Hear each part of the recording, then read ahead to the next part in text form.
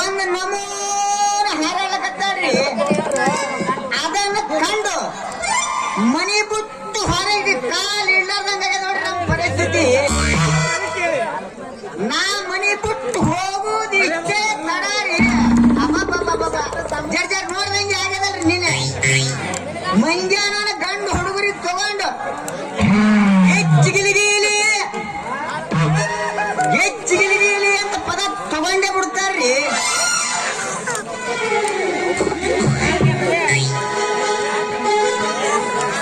ಶಿಳ್ಳಿ ಹೊಡ್ಯೋದು, ಪೂ ಹೊಡ್ಯೋದು, ಹಳ್ಳು ಒಗ್ಯೋದು ಮಾಡ್ಕೋತ್ ನಿಂತು ಬಿಡ್ಲಕತ್ತಾರ್ರಿ.